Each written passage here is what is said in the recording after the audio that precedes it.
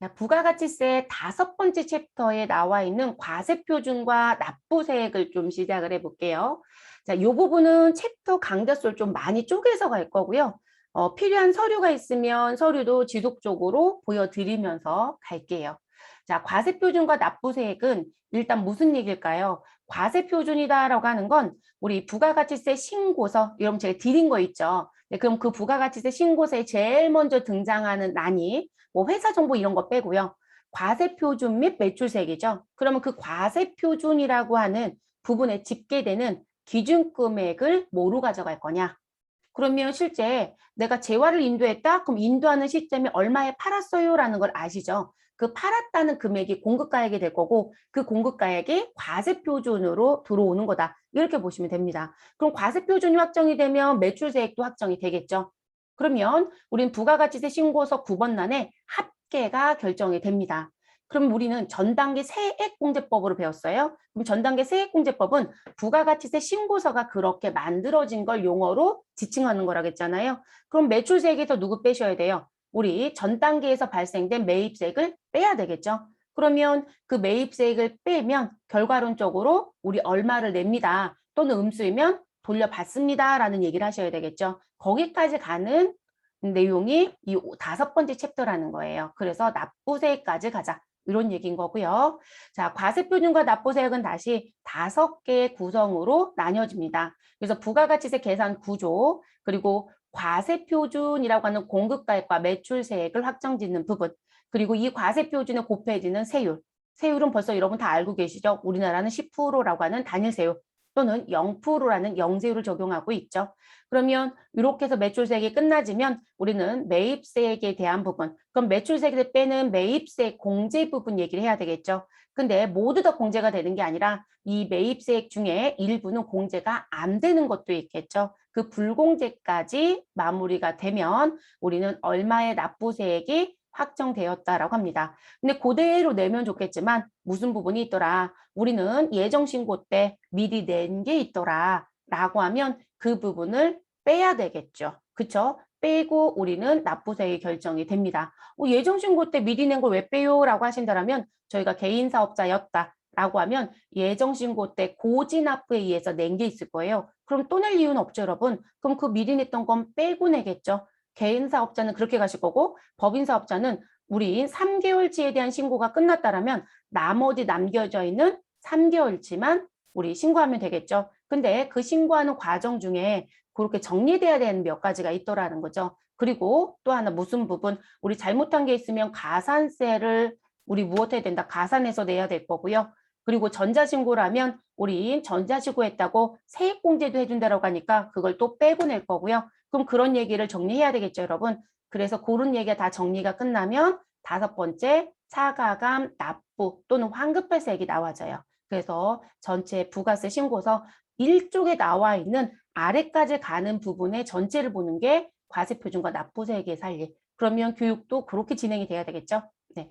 자, 그럼 첫 번째, 이번 시간에 할 부분은 부가가치세 계산 구조라는 거 하고요. 과세표준과 매출세액에 대한 부분 중에 이 계산 구조에 대한 것만 진행을 해볼게요. 자, 교재는 273페이지 피시면 되죠. 전산세무 2급 교재에 273페이지, 뭐 1급은 페이지가 다르지만 형태는 유사합니다.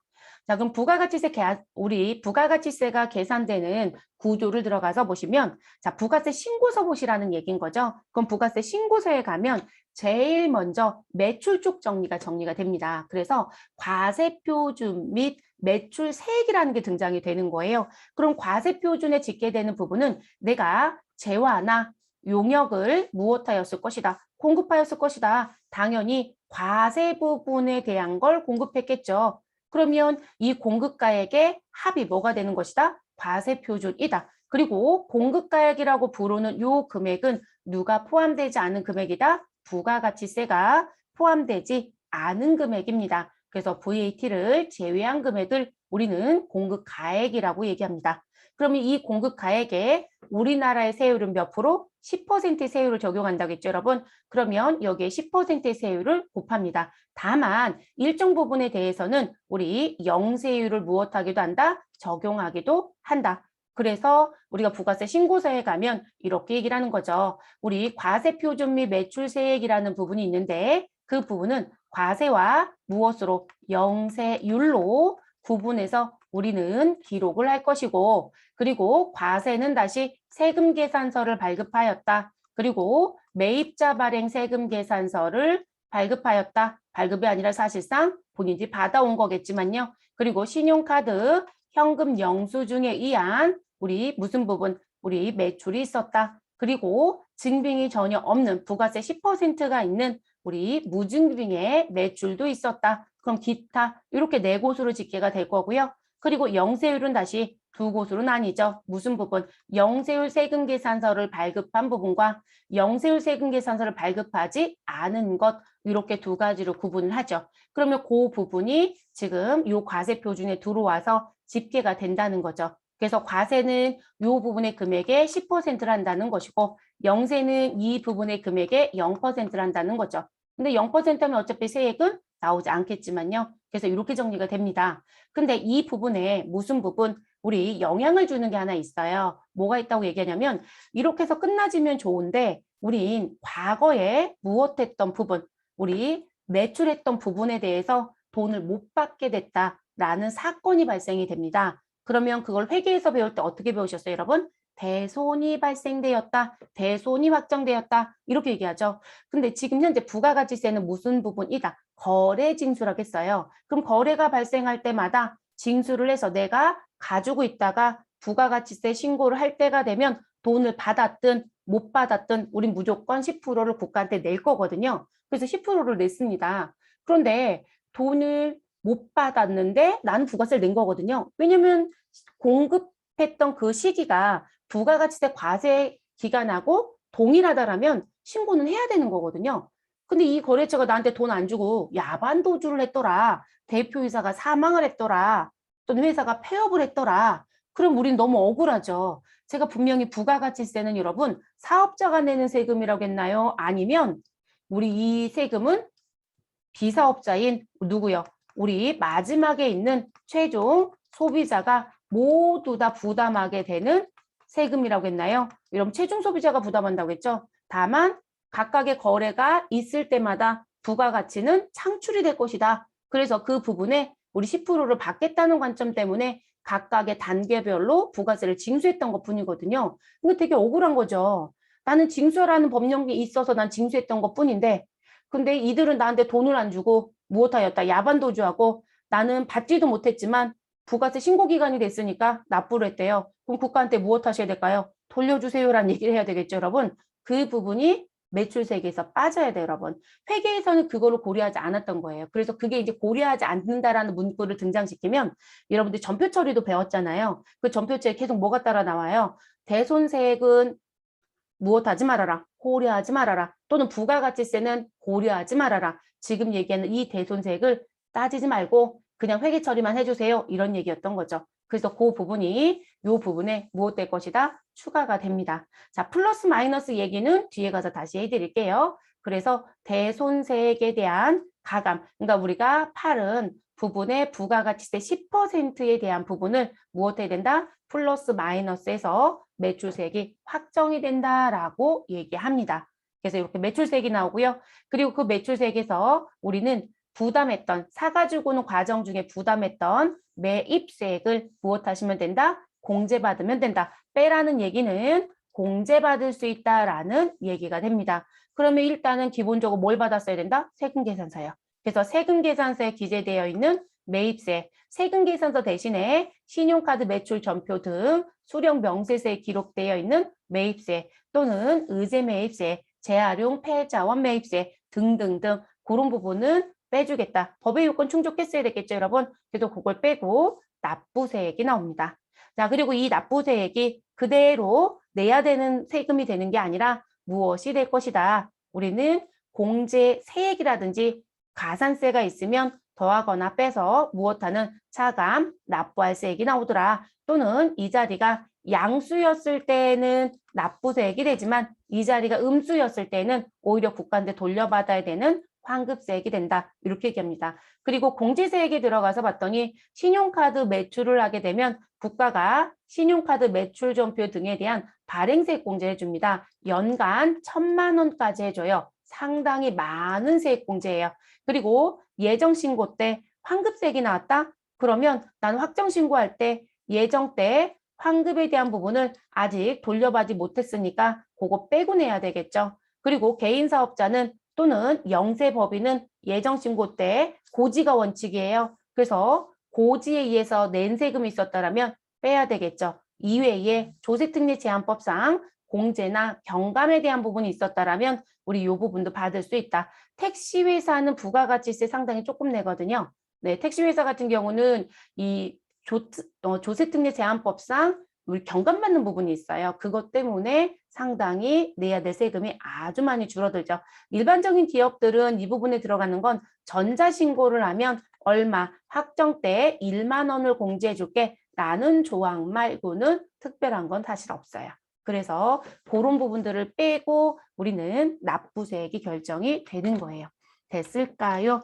그럼 이게 아주 단촐하게 그려지는 거죠, 여러분. 이 단촐한 게 부가가치세 우리 1쪽에 가면 이 내용을 말하는 거죠. 그래서 과세표준 및 매출세액은 우리 무슨 부분, 여기 매출세액이 산출되는 요 자리까지의 내용이 여기에 들어야 된다는 얘기겠죠. 그래서 과세가 있고 영세가 있고 그리고 제가 아까 대손세액 가감 있다고 했잖아요. 그 내용이 들어와서 정리가 되죠. 그래서 여기 9번 자리에 내용이 보여지는 거고요. 그래서 이 부분까지 이제 확정이 되면 과세표준 및 매출세액은 정리가 끝났다. 이렇게 얘기가 되는 거고 그리고 나서 지금 매입세액 빼라. 매입세액은 이 자리를 말하는 거죠.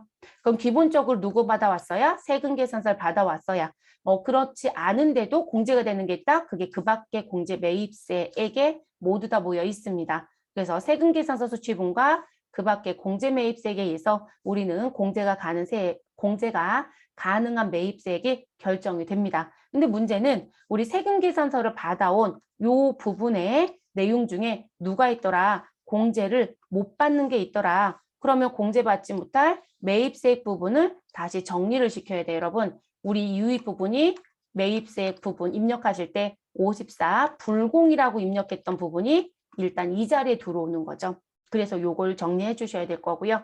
그래서 우리 실제 공제가 가능한 매입세액이 끝나지고 나면 누가 여기 납부세액이란 부분이 결정이 되는 거죠. 그리고 공제와 가산세가 있을 수 있다. 그게 요 내용에 다 들어오는 거예요. 그래서 이 부분 내용이 정의가 다 끝나면 우리는 27번 자리에 무슨 부분? 차감, 가감하여 납부할 세액이라는 부분 또는 환급받을 세액이라는 부분이 정리가 된다라고 보시면 됩니다. 그러니까 이거 배우시는 거예요, 여러분. 근데 이제 앞에서 무슨 부분? 아니 여기에 집계하는 신고기간은 어떻게 됩니까? 우리 과세기간은 1월 1일부터 6월 30일까지이고 다만 법인은 이 부분에 대해서 다시 예정과 확정으로 구분해서 1월 1일부터 언제까지 3월 31일까지 4월 1일부터 언제까지 6월 30일 거에 대한 내용을 여기에 집계하겠다라는 과세기간을 배우신 거죠. 그러니까 여기 필요한 내용도 이제 하나씩 다 배워서 채워놓고 있는 부분이에요, 여러분. 네, 채워놓는 거 배우신 거고, 우린 여기에 이제 금액 집계하는 거, 그리고 공제가 가능한 거, 불가능한 거, 그런 세부적인 얘기들을 정리해 보셔야 되겠죠. 그래서 요 내용 들어가는 부분. 우리 교재 부분에 여러분 273페이지에 매출 쪽과 관련된 건 서식 붙여드렸죠. 네, 붙여드렸어요. 그 부분을 저는 부가세 신고서에 1쪽에 있는 거 일부분은 지금 발췌해서 전체를 다 보여드린 거고요. 자, 그럼 과세표준 또는 공급가액이라고 얘기하는 부분과 매출세액에 들어가 볼게요. 그리고 그 중에 과세표준과 매출세액의 계산구조라는 걸 보겠습니다.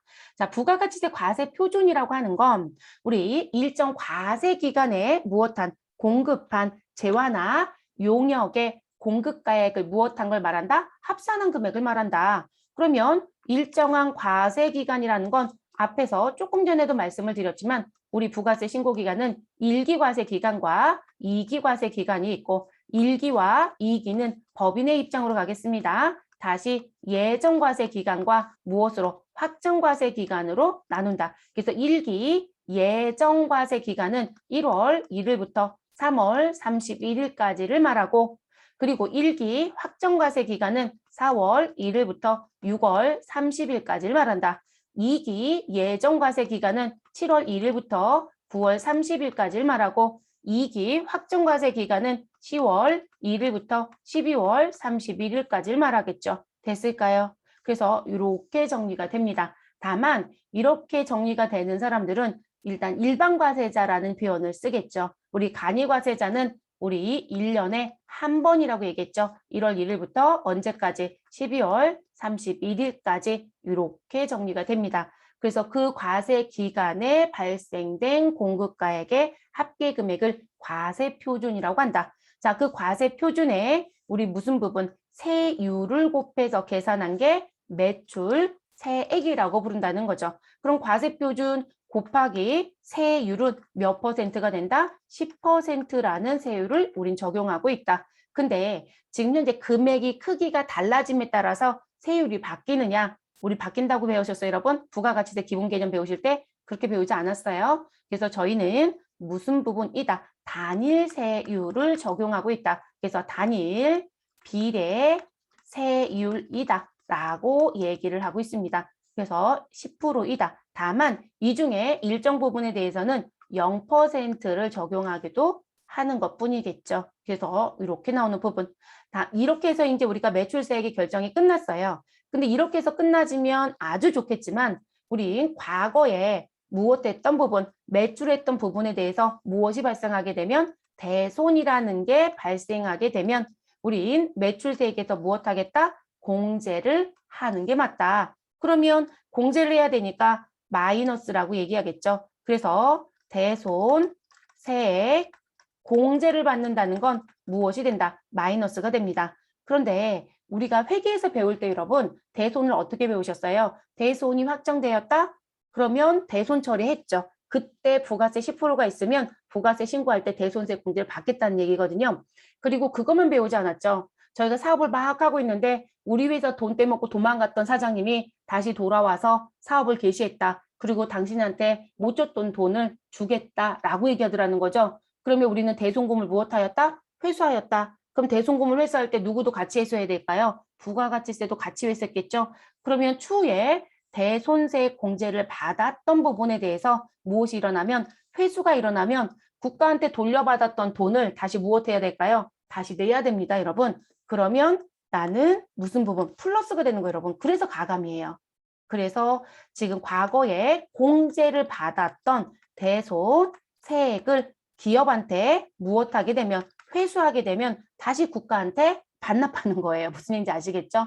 그래서 그러면 매출세액에 플러스를 내서 같이 내주시면 되겠습니다. 그래서 매출세액의 계산 구조는 크게 이렇게 정리가 된다는 거죠. 그래서 과세표준 곱하기 세율에 우리 대손세액 가감하는 플러스 마이너스가 있다라면 하셔서 결정이 된다라고 얘기를 합니다. 됐을까요? 그게 이제 요 부분 얘기죠.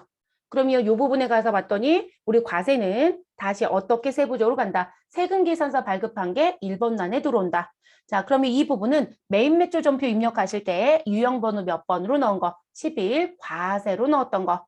자, 그리고 매입자 발행 세금 계산서가 있으면 우리 2번 란에 들어온다. 매입자 발행 세금 계산서는 앞에서 말씀드렸지만 합법적인 행위이다, 불법적인 행위이다. 일단 여기 공급자 자리에 여러분, 공급자가 불법을 해서 공급받는 자가 자기 관할지 세무서에 공급자를 신고해버리는 거죠.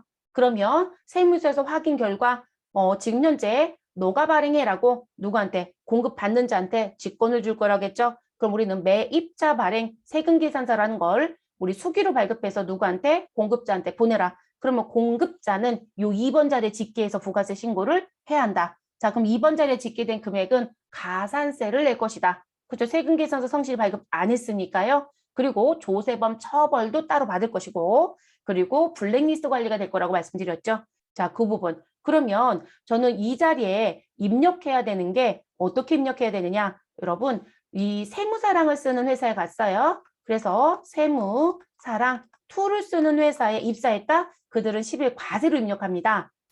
10일 과세로 넣어요. 그리고 우리 상단 부분에 가면 툴이 있어요, 여러분. 그 툴 안에 간편집계표 이거 배웠던 거 기억하시나요? 그 툴을 누르면 우리 무슨 부분? 매입자 발행 세금 계산서 체크박스가 있습니다. 그거 선택하시면 이 자리 들어옵니다. 자, 그리고 여러분들이 더존이 개발한 무슨 부 스마트 A를 쓰는 회사에 갔다 라고 하시면 우리 25 매입자 발행 세금 계산서라는 번호가 있습니다. 저희 들어가서 봤는데 안 보이던데요. 네, 이거는 여러분 자주 나오면 문제가 있죠, 여러분. 제가 세무조사까지 연결한다고 했잖아요. 그래서 이 부분은 없는 게 맞는 거예요. 있다라고 하면 어쨌든 내가 실수인 건지 아닌지는 다시는 그런 일이 있으면 안 되겠죠. 그러면 이 부분은 자주 쓰겠어요? 안 써요, 여러분. 그래서 저희가 매입 매출 전표 입력할 때 25 매세가 안 보여요, 여러분. 자, 어디에 가시면 된다? 이 부분은 환경 설정에 갑니다. 여러분 스마트 A는 환경 등록이라고 되어 있죠, 글씨가. 근데 얘는 환경 설정이에요. 네, 그래서 환경 설정에 가면 사용 여부 자리가 있어요. 그래서 환경 설정에 가셔서 나 25 매세를 써야 돼 라고 해서 사용업으로 바꾸면 우리 매입 매출 전표 유형이 생겨요. 됐어요, 여러분? 그렇게 쓰는 부분입니다. 요거는 뒤에 가면 우리 전산 실무 때 요 부분에 대한 상세 설명을 뒤쪽에 다 붙여드렸어요. 그거 업무에 활용하시라고 붙여드린 거고요. 시험 목적도 있지만 그 내용을 보시면 무슨 부분, 이 자리에 금액이 있으면 무슨 서류를 작성해서 내셔야 돼요라는 것까지 써드렸어요. 그러면 사실상 여러분 그 부분을 업무 때 활용하시면 우리 부가가치세 신고할 때 부가세 신고서만 나가는 게 아니라 같이 내야 되는 첨부 서류가 있다고 했잖아요. 그 첨부 서류 누락하지는 않겠죠? 네, 그 상세 설명은 뒤에서 한 번 더 할게요. 근데 일단 보여지는 부분들 이 유형 번호는 한 번 더 되짚고 가고 싶어서 말씀드리는 거예요. 그래서 그렇게 쓰는 부분이고요. 자, 우리 신용카드나 현금 영수증에 대한 발행분이 있었다. 다른 말로 얘기하면 저희 신용카드 매출이 있었어요 라는 얘기겠죠. 근데 여기는 지금 과세이니까 부가세 10%가 있는 자리예요. 그래서 아예 국세청의 양식도 세율 자리에 뭐라고 써 있다? 10%라고 써 있었던 거죠. 그러면 우리는 카드 과세라는 유형, 현금 영수증 과세라는 유형 써야 되겠죠. 그래서 17카과나 22 현가라는 걸 쓰시면 되겠네요. 자, 그리고 우리 기타라는 부분. 자, 과세 자리에 기타라는 건 우리 무슨 부분이 없다? 영수증의 발급이 없었다. 근데 정규 영수증 외 매출이에요. 그럼 결론적으로 국가가 인정하는 정규 증빙이 아닌 것이라는 표현이겠죠. 그럼 나는 10%가 있는 과세 매출이었는데 세금 계산서도 아니고 매입자 발행 생지도 아니고 신용카드 현금 영수증도 아니었다. 이 얘기겠죠, 여러분?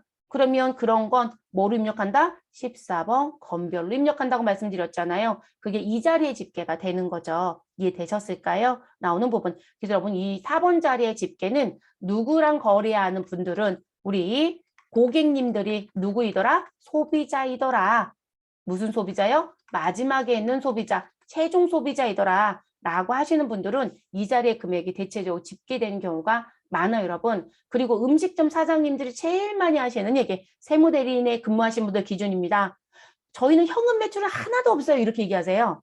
그러면서 저희는 주구장창 무슨 매출만 있다. 신용카드 현금 영수증 매출만 있다. 이렇게 주장하시거든요.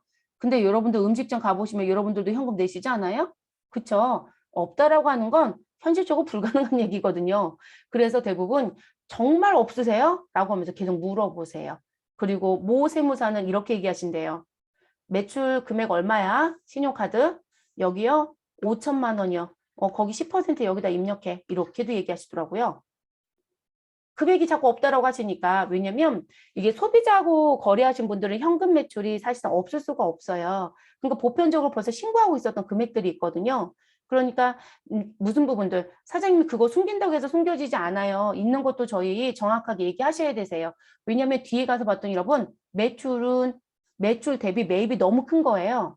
누가 봐도 조사 대상 선정될 위험이 있어요, 여러분.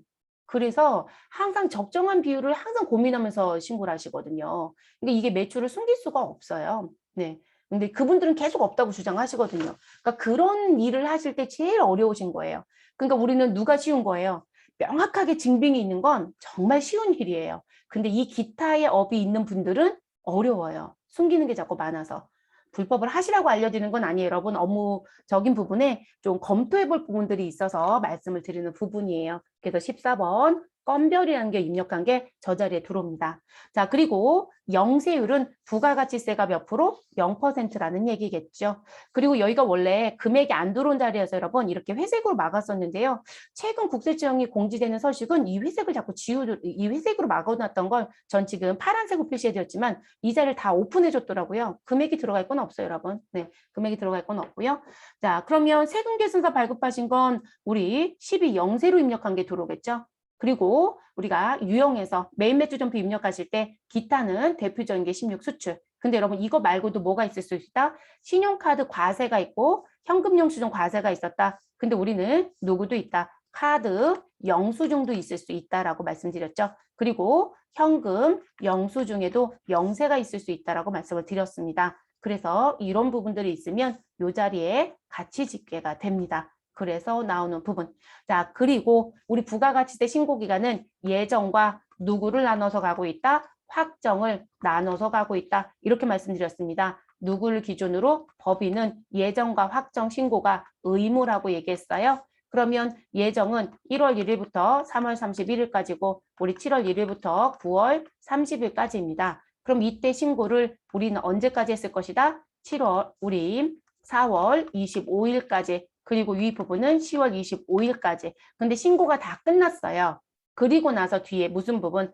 누락된 게 있네 라는 게 발견이 됐다는 거죠. 그러면 우린 무엇 할 수 있다? 확정 신고하는 기간에 예정 신고 기간에 무엇했던 거? 누락했던 거 무엇 할 수 있다? 포함 신고하시면 되겠습니다. 그게 7번 난입니다. 그리고 7번 난에 가면 이런 무슨 얘기해야 될까요? 그 누락한 게 과세와 관련된 건지 영세와 관련된 건지 구분을 해야 되잖아요, 여러분. 그래서 부가가치세 신고서 몇 쪽에 가면 3쪽에 가면 이런 부가세 신고서는 총 몇 쪽으로 되어 있다? 4쪽. 그래서 우리가 실제 눈에 직접 작성하는 건 1쪽과 몇 쪽? 3쪽이에요. 2쪽과 4쪽은 작성하는 요령이 써 있는 것뿐이니까. 그러면 1쪽과 3쪽인데 이 1쪽에 세부적인 사항이 필요하다. 그럼 몇 쪽에 붙는다? 3쪽에 붙는다. 프로그램에서 세무사랑은 이 자리에 커서를 두면 우리 화면 상태로 놓고 봤을 때 우리 1쪽이 이렇게 왼쪽에 보이고요. 그리고 커서를 두면 오른쪽에는 뭐가 보인다? 3쪽이 보여지는 거예요. 쉽게 생각하시면. 됐을까요? 자, 스마트 A는 이 자리에 두고 무엇 하셔라? 더블 클릭하셔라. 그럼 뭐가 뜬다? 팝업 창이 뜨는 거고요. 그래서 그렇게 들어오게 됩니다. 그러면 그 부분의 세부는 3쪽에서 보시면 되겠죠. 그래서 예정신고 누락분이 있으면 확정신고 하실 때 이 7번 난에 금액을 기재해서 무엇 해야 된다? 신고를 해주시고 매출세액이 있다라면 같이 납부하시면 되겠습니다. 근데 이제 조심할 건 뭘까요? 예정신고가 의무이다? 의무가 아니다? 의무예요, 여러분. 그래서 법인은 예정신고 때 과세표준 및 매출세액의 누락분이 있어서 확정 때 같이 신고하는 건 좋지만 이 자리에 금액이 집계된 게 있다. 금액과 세액에 집계된 게 있다. 그러면 마음속으로 무슨 생각하시면 된다. 가산세 내겠구나. 누락이 없어야 된다는 얘기예요, 여러분. 의무여서 문제인 거예요. 개인 사업자는 예정신고 누락이라는 표현을 쓰겠어요? 안 하죠. 왜냐면 개인 사업자의 과세 기간은 언제부터 언제 여러분? 1월 1일부터 6월 30일. 다만 우리 3개월에 대한 그 시기에는 고지서가 나와서 고지납부를 하는 것뿐이거든요. 신고 의무가 아니다라고 얘기를 하잖아요. 그러니까 그분들은 예정신고 누락이 없어요, 여러분. 그래서 법인이 조심하셔야 되는 거, 법인. 법인은 이 부분에 가산세가 나올 수 있다라는 소지가 있기 때문에 조심하셔야 됩니다. 자, 그리고 대손세 가감이 있으면 요 8번 자리에 무슨 부분? 여러분 가감이죠. 그러면 가산하거나 무엇 하겠다? 차감하겠다. 그러면 차감하면 이 자리에 음수로 들어올 거고요. 가산하면 이 자리에 양수로 들어옵니다. 그렇게 해서 매출세액을 증가시키거나 감소시키게 되는 거예요. 그런 구조로 움직입니다. 그리고 이제 이게 각 난마다 집계하는 부분들이 있기 때문에 이렇게 이제 최종적으로 집계하는 자리에 이렇게 가, 나, 다 이렇게 써 있어요, 여러분. 그래서 뒤에 마지막에요. 차가감 납부할 세 또는 환급세액에 가면 가 더하기 나 더하기 뭐 이런 식으로 숫자가 써 있는 부분들의 내용들이 집계가 된다라고 중간중간 뜨면서 마무리가 되져요. 그래서 요 가는 최종적인 금액 집계 용도로 요 앞에 서식에 내용을 써주기 위한 부분으로 국세청이 만들어 놓은 번호예요. 그냥 일종의 남번호라고 보시면 되겠습니다. 그래서 이렇게 계산 구조가 나온다. 자, 그리고 나서 우리 한 장을 넘기세요, 여러분. 274페이지 넘기시면 팁박스가 있습니다. 자, 시험 목적을 먼저 말씀드리면 시험은 잘 내고 있지 않다. 업무 목적을 말씀을 드리면 매우 중요하다. 자, 이 자리 마무리 못하면 부가세 신고는 못한다. 마감 오류 떠요, 여러분. 아예 마감을 못하면, 그러니까 우리가 상용 프로그램을 쓰면 상용 프로그램에서 부가세 신고를 하기 위해서는 마감이라는 작업을 하셔야 되고요. 그리고 국세청에 전자신고를 하기 위해서는 국세청이 원하는 내 코드로 다 바꿔주셔야 돼요. 그래서 1번 나는 내 코드 길이가 3이고 2번 나는 내 코드 길이가 6이고 이런 식으로 정해져 있는 게 있단 말이에요. 프로그램 개발자가 그걸 다 맞춰줄 거거든요. 그러면 마감한 걸 가지고 국세청 신고할 수 있는 무엇으로? 내용으로 변환을 할 거거든요. 근데 마감하는 걸 어떻게 변환해요, 여러분? 불가능해요. 그럼 마감할 때 이 과세표준 명세라는 게 무엇되어 있지 않으면, 정리되어 있지 않으면 무엇할 수 없다. 아예 마감이 안 된다고요. 그리고 이 부분은 프로그램에서 입력한 게 자동 반영이 1차적으로 됩니다. 그런데 자동 반영이 안 되는 경우도 있습니다. 또는 내가 원하지 않는 정보를 들어와져 있다면 반드시 여러분은 무엇하라? 수정하라. 이해되셨어요? 수정하는 게 원칙입니다. 그래서 여기 대부분 수규랍니다. 그리고 이 과세표준 명세는 우리 과세표준 및 매출 세액, 그리고 매입세, 그리고 차가감 납부할세까지 모두 다 정리해놓고 가장 마지막에 합니다.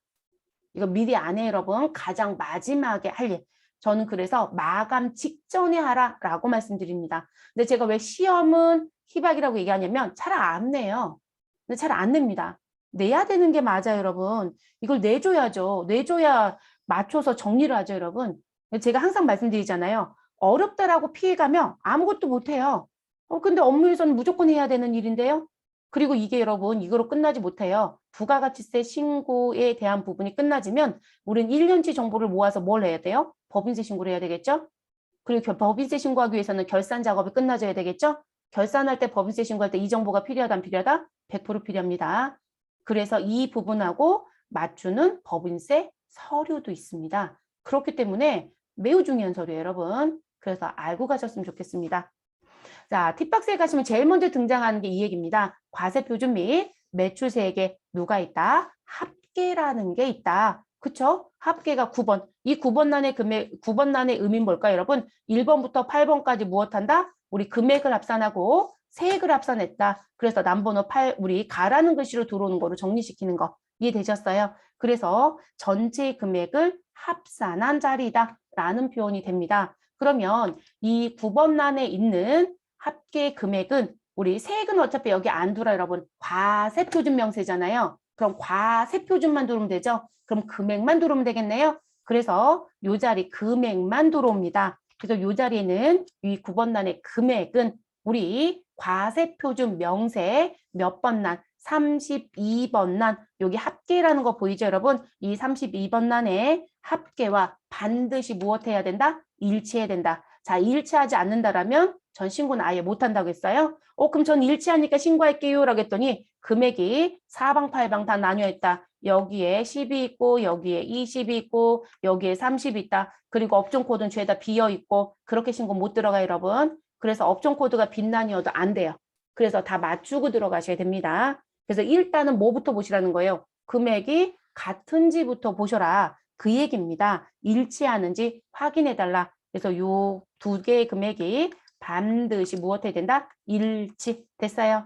자, 그 부분부터 시작. 자, 그 다음. 그러면 지금 과세표준 명세라고 하는 부분은 부가가치세 신고서 여러분 드렸죠? 그러면 우리 어느 부분에 1쪽을 보시면 요거는 신고 내용의 상단에 있고 과세표준은 부가세 신고서를 피면 어느 부분 우리 지금 보여지는 화면을 놓고 봤을 때 여러분 왼쪽 하단에 가면 여기에 과세표준 명세라고 하는 란이 붙어 있을 겁니다. 그 부분을 맞춰야 된다는 얘기예요. 됐을까요? 그래서 그 부분 지금 떼와서 보여드리는 부분.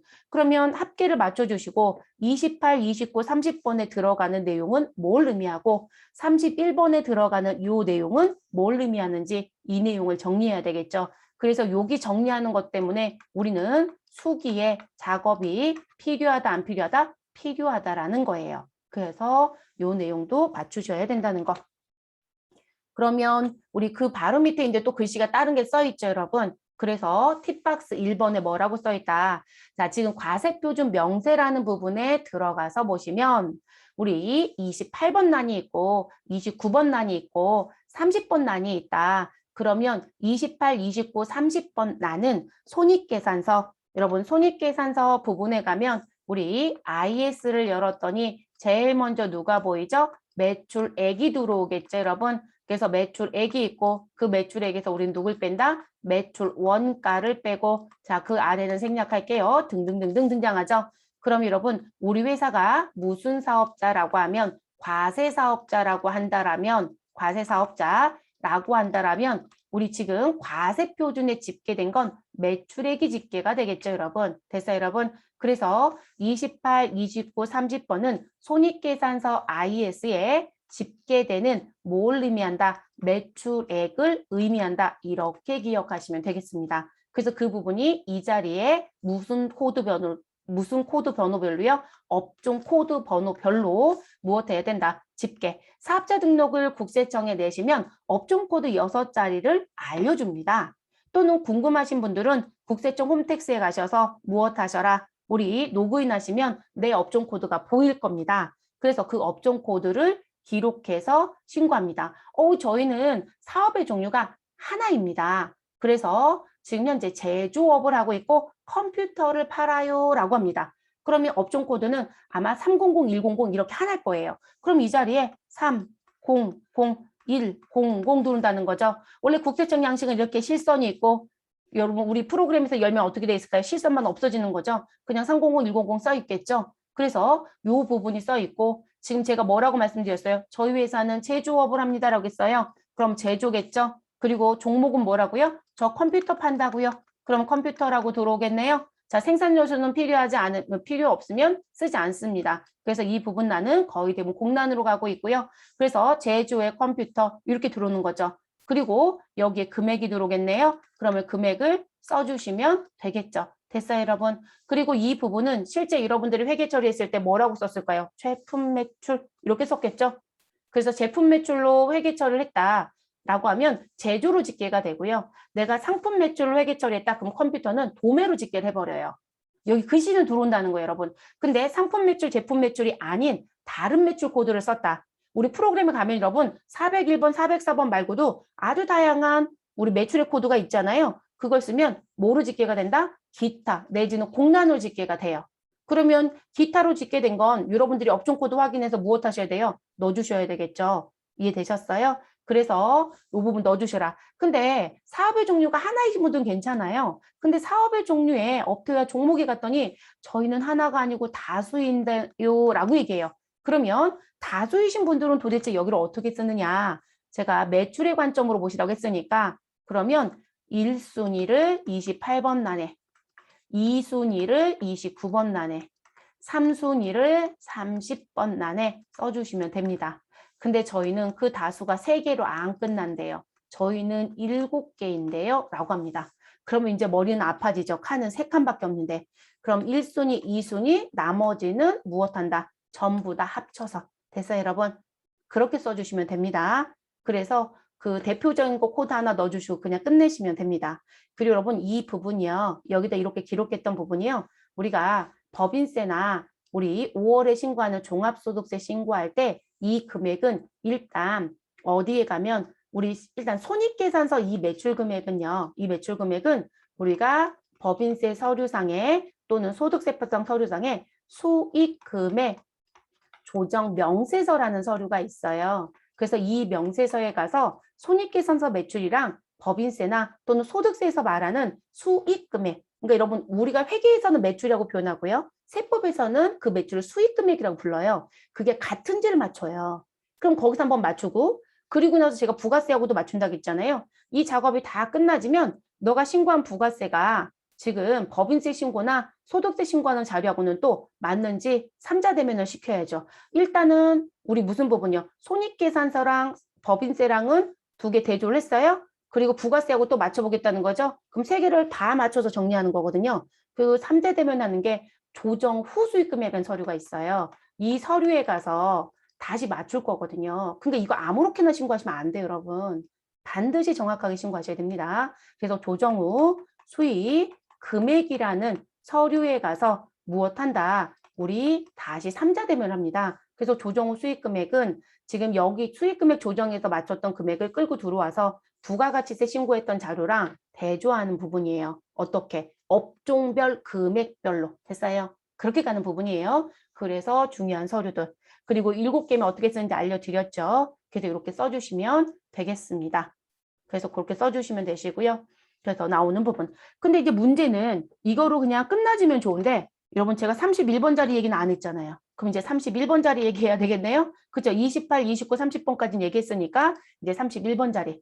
자, 그럼 31번짜리는 무슨 자리이냐? 자, 요 자리는 여러분 우리 뭘 의미한다? 우리 지금 현재 앞에서 28, 29, 30은 손익계산서 매출이고 그 매출이라고 얘기했던 건 뒤에 가서 무슨 부분, 법인세나 소득세 신고할 때 수익금액 조정 명세서에서 다시 내용을 맞춰볼 거고 그게 조정 후에 가서 시시비비를 가리는 것처럼 맞춰질 거라고 했어요. 그러면 그 금액에 차이가 생겼다는 거죠. 결론적으로는 내가 손익계산서의 매출로 계산한 금액이 법인세에서 얘기하는 수익금액하고 일치할 수도 있고 일치하지 않을 수도 있어요. 보편적으로 대부분 일치한다는 게 맞습니다. 그러면 그렇게 해서 끝나져야 되는데 그러면 손익계산서에 있는 매출은 부가가치세 신고서에 있는 과세표준의 금액하고 다 일치하느냐? 그렇지 않던데요 라고 하는 거죠. 과세표준의 금액에 지금 9번 란의 합계금액, 32번 란의 합계금액을 맞춰보니 우리는 만이었어요 라고 얘기를 하더래요. 그럼 여러분 여기가 만이면 우리는 28, 29, 30번의 합계도 우리 손익계산서의 금액에 동일하게 만으로 기재가 되어 있어야 되는데 우리는 업종 하나만 얘기할게요, 여러분. 우리 제조이고요. 자, 그리고 종목은 컴퓨터를 팔고 있고요. 그리고 그 컴퓨터의 업종 코드는 300100이다 라고 가정을 세울게요. 그래서 이렇게 되어 있습니다. 그런데 지금 이 부분이 9천이더라 라고 써 있대요. 그리고 이 부분은 손익계산서에 무엇으로 우리 매출로 집계가 되어 있고 그 매출의 금액은 9천이라고 써 있더랍니다. 그러면 이 부분은 문제가 없죠. 근데 여러분 지금 과세표준의 금액이랑 손익계산서의 금액은 일단 다르다는 거예요. 왜냐면 과세표준의 금액은 얼마예요? 만. 근데 28번에 집계된 건 9천. 그 손익계산서도 9천. 그러면 천은 자연스럽게 이 자리였을 거예요. 그래서 이게 뭐냐라고 물어봤더니 이 부분은요.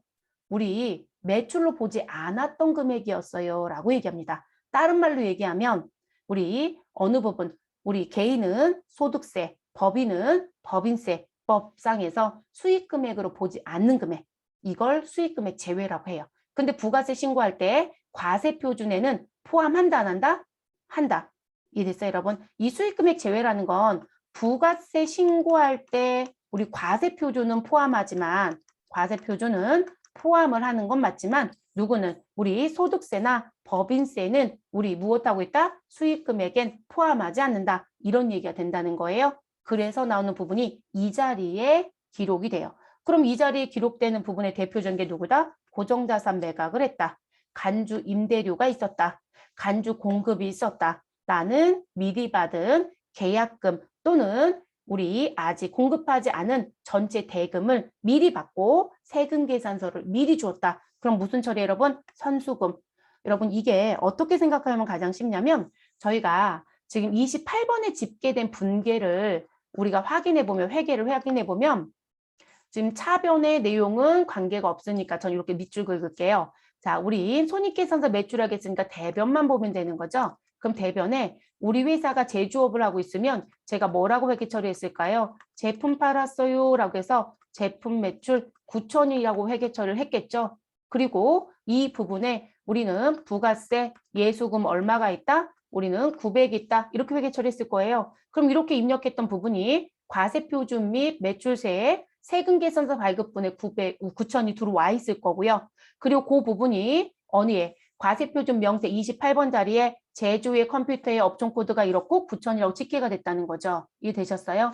그런데 지금 저는 미리 받은 계약금이 있었대요. 그럼 미리 받았던 계약금이라는 부분도 회계처리를 했겠죠. 그럼 그 회계처리를 들어가서 보니 차변은 돈 받았다가 써 있을 거고요. 그리고 대변엔 뭐라고 써 있을 것이다. 우리 세금 계산서는 발급했으니 공급가액은 1,000, 그리고 세액은 100이라는 걸 발급해 주었다. 근데 그 부분은 미리 받은 계약금이었다. 그럼 매출 계정이 아니라 부채 계정인 선수금이라고 썼을 것이고 1,000이라고 분개를 했겠죠. 그리고 부가세 예수금 얼마? 100이라고 썼겠죠, 여러분? 그러면 지금 이 금액은 모두 다 과세 표준에 집계해야 하네요. 하죠, 여러분? 이거 세금 계산서 발급했다라면 여러분 두 건 모두 다 뭐라고 입력했을까요? 우리 메인 매출 전표에 10일 과세라고 하는 유형으로 입력을 합니다. 이게 세금 계산 발급했다는 유형이죠? 그러면 이 부분은 세금 계산서 발급분 자리에 우리 만과 1,000으로 집계가 되고 그 만의 금액이 32번과 일치했고 근데 그중에 손익계산서 매출은 9,000이고 그렇지 아니한 건 1,000이라고 얘기하는 거죠. 이해되셨어요? 이렇게 집계가 되는 부분이에요. 그래서 지금 이 부분에 별도의 내용이 들어온다는 거죠. 그러니까 이걸 얘기하는 부분이에요. 그래서 저는 이 과세표준 명세를 작성하실 때 31번 수익금액 제외는 어떻게 생각하시라. 여러분이 분개를 했었을 때 대변에 매출 계정 과목이 아닌 게 집계되는 것으로 기억해라. 이렇게 말씀을 드려요. 근데 이게 자동으로 모두 다 집계가 되면 좋겠지만 집계가 안 되는 경우가 있어요. 그러면 여러분이 무엇 하셔야 된다? 직접 기록해 주셔야 됩니다. 직접 기록해야 된다. 됐을까요? 그래서 그거를 표현하는 부분이에요. 근데 이 부분이 뒤에 법인세 또는 종합소득세 신고할 때 조정 후 수익금의 명세서라는 거에서 뭐가 된다? 정리가 되져요. 이거 차이금액 밝히게 되어 있어요. 그래서 이게 결산할 때도 이거 다 맞추셔야 돼요, 여러분. 그래서 가끔 결산하실 때 무슨 얘기 하시냐면 이상하다. 부가세 신고 서류에 과세 표준은 만이라고 써 있는데 저희 손익계산서 매출은 9,000이에요. 라고 해요. 그리고 제가 왜 이상하다는 표현하냐면 지금 여기가 만이라고 써 있었으면요. 이 자리가 만이라고 써 있었으면 제가 아까 써드린 것처럼 여기에 1,000이 써 있고 이 자리에 9,000이 써 있으면 대부분 세법을 제대로 이해하고 있는 분들은 금방 파악이 되거든요. 근데 그게 아니라 이 자리에 1,000이 없어요, 여러분. 이 자리에 얼마가 써 있었던 거예요? 그대로 많이 써 있었던 거예요. 그러면 지금 결론적으로 IS라고 하는 걸 열었을 때, 손익계산서를 열었을 때 뭐가 되어 있어야 돼요? 많이 보여야죠. 근데 9,000만 보인다고요. 그럼 그때 가서 이제 뭘 해요? 1년치 전표를 열죠. 그리고 나서 그 1,000 찾으러 다니고 있어요.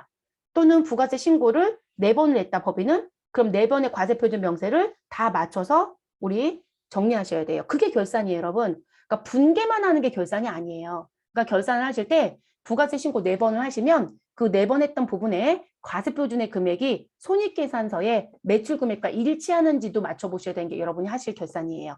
그리고 일치하지 않는다라면 원인을 찾아 놓으셔야 돼요. 그리고 부가세 신고 때 이 수익금액 제외에 써야 될 금액을 내가 모르고 28번짜리 합산해서 신고했다? 그렇다고 수정신고를 하진 않습니다. 그런데 이제 아주 우스운 일이 생기는 거죠. 왜냐면 제가 분명히 법인세나 소득세 신고할 때도 이랑 대조하는 서류가 있는데 그 서류가 안 맞다가 되는 거니까요. 근데 이게 부가세 신고 자료란 부분이 잘못됐다라면 법인세 신고할 때 잡고 들어가세요. 그리고 국세청에서 필요하면 소명 요청할 거예요. 그럼 소명하시면 되는 거고요. 그러니까 신고를 잘해야 된다는 거예요. 부가세 신고 때부터. 그래서 그거를 결산에 끌고 가고 결산했던 게 세금 신고하는 소득에 대한 세금 신고할 때 끌고 들어갑니다. 자, 그리고 요 녹색 박스는 왜 써드렸냐면 그럼 이 수익금액 제외에 기록하는 요 자리가 법인 개인 모두 다 같느냐 보는 요건이 그렇지 않다, 여러분. 그게 문제예요. 자, 그렇지 않다입니다. 그래서 지금 동일하지 않다라고 제가 표현을 해드렸고 잠시만요. 제가 펜 기능이 지금 대기실에 들어오신 분이 있어서 자, 그래서 지금 이 부분에 보시면 대표적으로 여러분 우리 고정자산 매각은 법인만이라고 써드렸죠. 자, 우리가 소득세와 법인세가요. 수익 금액으로 볼 거냐 보지 않을 거냐라는 규정이 달라요. 근데 그 중에 하나가 우리가 고정자산을 매각했다. 그럼 법인은 이건 매출로 보는 게 아니라 수익 금액을 보는 게 아니라 영업의 수익인 우리 유형자산 처분 이익이나 유형자산 처분 손실을 처리하고 끝내는 게 맞다라고 봐요. 그런데 우리 개인은 이 고정자산 매각이 이루어지게 되면 그 부분을 수익금액에 포함해야 된다라는 법령이 개정된 게 들어와 있어요. 그래서 부가세 신고할 때 개인 사업자는 고정자산 매각이란 부분이 있으면 31번짜리를 쓰는 게 아니라 28번짜리에 합산해서 신고합니다. 달라요. 그래서 같지 않다 써드린 부분이에요. 그리고 우리 부가세 신고서 이 작성 요령에 가서 보시면 이 부분에 뭐라고 써 있냐면 이렇게 써 있어요. 소득세 수익금액에서 제외되는 금액을 기재하는 란으로 이렇게 써 있거든요.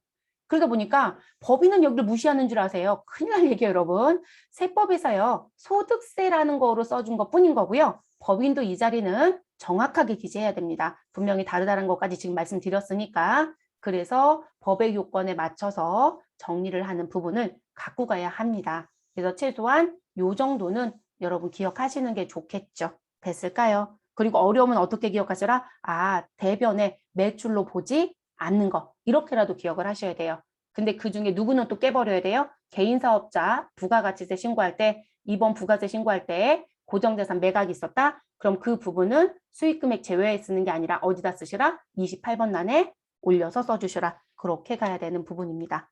자, 그리고 우리 수익금액 제외 부분이 있으면 여러분 여기에요. 기록하는 사항을 뭘 써야 되냐고 물어보세요. 여기 종목난 공란을 신고 못해요, 여러분. 전자신고할 때 모두 마감할 때 오류 갖다 버려요. 그래서 이 종목란에는 여러분들이 지금 써드린 요 사유 중에 해당되는 게 있으면 그냥 한글로 직접 쓰시면 돼요. 우리 그건 전산회계 1급할 때 여러분 해본 적 있으시죠? 왜 조회 문제 나온다라고 하면서 저희도 고정자산 매각 한번 했었거든요. 그럼 여기다 고정자산 매각 이렇게 쓰시면 되고요. 그럼 업종 코드는 뭘 쓰냐라고 물어보시는데 업종 코드는 지금 28번 란 여기가 매출 1순위 자리라고 했죠, 여러분. 여기에 있는 번호와 여기에 있는 번호는 무조건 동일해야 돼요. 무조건 동일. 이것도 동일하지 않으면 전자신고 100% 오류 뜹니다. 그래서 여기 조작하는 거 아니세요? 조작하는 거 아닌 거. 그리고 지금 우리가 28번 란에 업태, 종목, 업종 코드라는 부분을 자동 반영시킬 수도 있다, 없다? 있다라고 배우셨어요. 또 기억이 안 날까요? 이거 어디에 입력하면 자동 반영되죠? 이 부분은 여러분들 회사 등록하시죠? 그럼 회사 등록에 가시면 뭐가 있죠? 우리 사업의 종류라는 걸 쓰는 란이 있었죠. 사업의 종류 썼고요. 그리고 업종 코드 쓰는 자리 있었다, 없었다? 있었어요, 여러분. 그래서 회계 1급 수업할 때 무슨 얘기까지 해드렸어요? 주 업종 코드를 그 자리에 넣으세요. 그래서 업종 코드가 다수이면 매출 금액 1순위를 뭐라고 부른다? 주 업종이라고 얘기했었죠. 그 회사 등록에서 이런 표시 하셨을 거예요. 그게 여기 들어옵니다. 됐어요? 네, 그렇게 가는 거예요. 그래서 자동 반영이 사실상 되고 있을 것이다. 그리고 그건 회사 등록에서 설정한 값이 들어오는 부분입니다. 그래서 이렇게 움직인다라고 알아두시면 되겠습니다. 그래서 시험은 이걸 깊이 안 내요. 그러니까 여러분이 좀 가벼운 마음으로 가셔도 돼요. 왜냐면 저희 반 지금 2급도 보신 분들이 계시잖아요. 근데 이 문제를 세무 2급에서 본 적이 있느냐, 전산, 뭐 TAT에서도 본 적이 있느냐 물어보시면 대부분도 본 적 없다고 많이들 얘기하세요. 잘 안 내거든요. 정말 몇 년에 한 번 낼까 말까예요. 그 정도로 빈도가 낮아요. 근데 업무는 필수예요. 이걸 무조건 정리하실 수 있으셔야 된다는 거. 그래서 알아두셔야 되는 부분 중에 한 가지입니다.